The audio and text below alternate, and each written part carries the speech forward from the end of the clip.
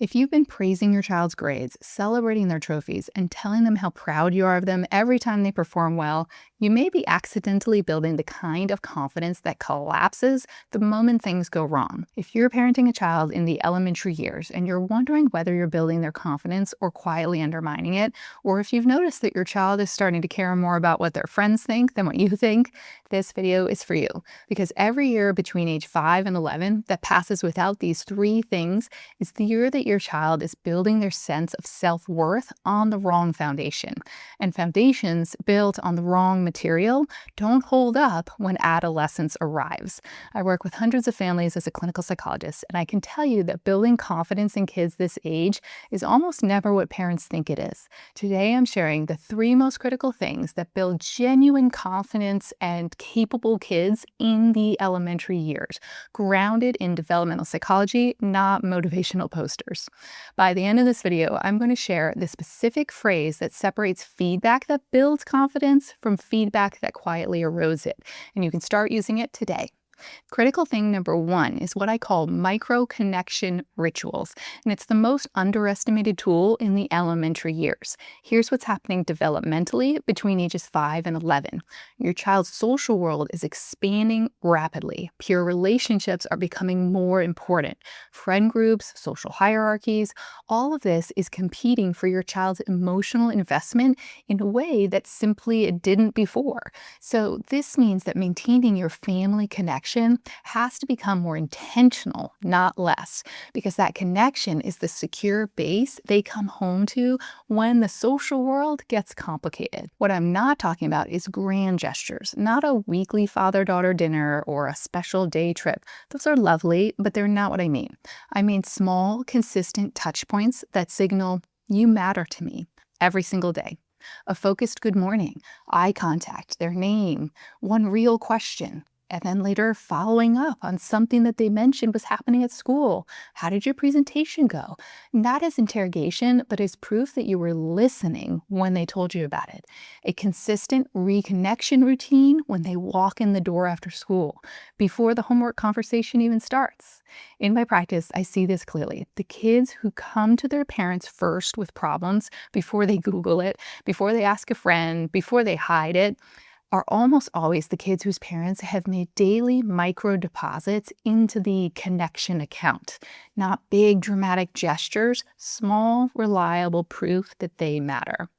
Those are the deposits that make every withdrawal, every hard conversation, every limit, every disappointing no land softer, because the relationship account is full. And those micro connections do something else. They build a sense of belonging in the family unit. That's the foundation of critical thing number two, building confidence through contribution.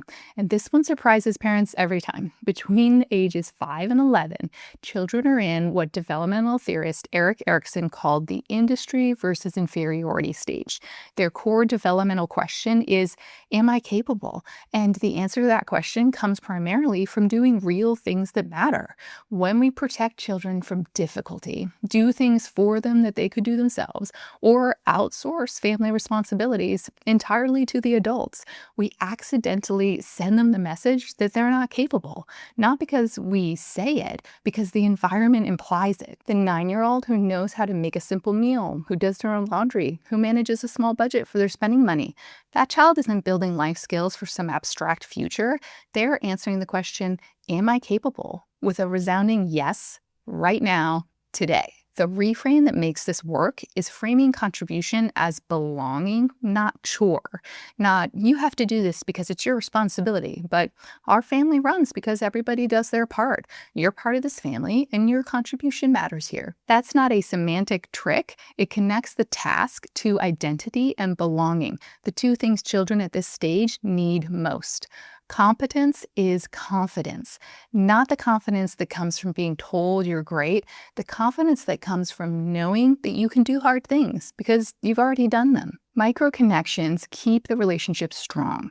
Contribution builds real capability. And critical thing 3 is the piece that determines whether your child comes to you with their failures or hides them.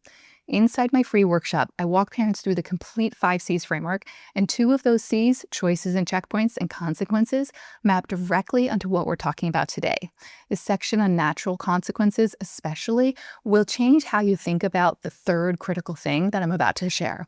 Register for free at drlindsayemmerson.com/workshop, and I'll link to it below. Critical thing number 3 is what psychologist Carl Rogers called unconditional positive regard. And it's the most critical thing for building confidence in kids between age 5 and 11 that most parents have never heard of. It means this: your child always knows that your love and acceptance are not conditional on their performance, not on their grades, not on whether they've made the team, not on how they behave today. In the elementary years, your child's world is increasingly full of conditional regard. Teachers grade them, coaches cut them, friend groups rank them. The message coming from the outside world is consistently, your worth depends on how you perform. Your job is to be the one place where that message is not true. And here's what it looks like in practice, because unconditional positive regard does not mean no consequences.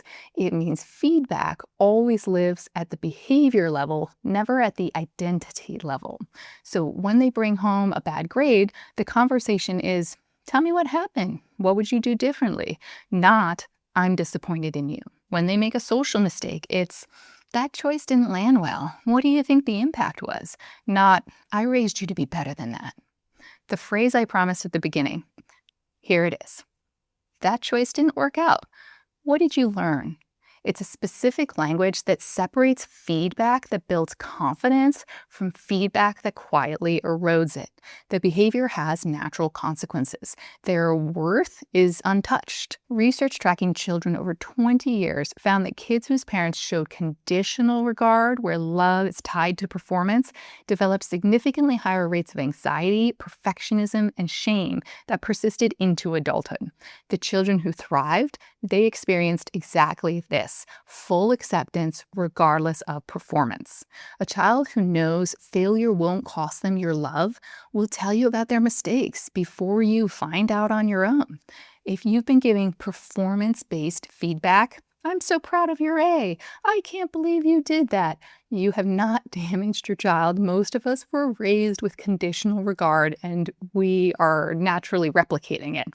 The moment that you start shifting this language, your child's nervous system will notice, and it's not too late. It's never too late for this. Here's what you're building towards. In the first few weeks of consistent micro-connections and unconditional positive regard language, parents tell me that their child starts bringing home stories that they would have previously hidden. Small things, but the channel is opening. By the end of the elementary years, if you've been intentional about these 3 things, you will have a child who believes that they are capable, who knows where home is when things get hard, and who comes to you before they go to the internet. Picture this: your child is 11. They come home from school and you can tell that something happened. You don't interrogate, you just make eye contact and ask one real question. And they tell you, not the surface version, the real version, the friend situation that went wrong, the thing that they said that they're not proud of. They tell you before you find out from somebody else, or before they spiral alone in their room, and before they Google it. Not because you were perfect, because you stopped tying your love to their performance years ago. Because you showed up with micro-connection rituals every single day when it felt like it didn't really matter. And because they learn in elementary years that you are the one place where their worth doesn't change when things go wrong. That's what building confidence in kids actually builds. Not just self-assurance, a child who knows where home is when the world gets hard. If today helped you clarify what the elementary years are actually for, I'd love to go deeper with you. My free workshop walks parents through the complete 5C's framework, including the specific language for natural consequences that keeps feedback at the behavioral level and protects the relationship. Register for free at drlindsayemmerson.com/workshop. I'll link to it in the description below. And comment capable below if you want your child to know deep in their bones that they can handle hard things. I I read every single comment. And if your child is approaching the teenage years, make sure that you check out the next video in this series, 3 critical things every parent of teenagers should know. I'll link to it here and in the description below, because the transition from the big kid years into adolescence is where the communication either holds or breaks. And there's a specific reason for that, which most parents don't see coming. So keep up the good work on your amazing parenting journey.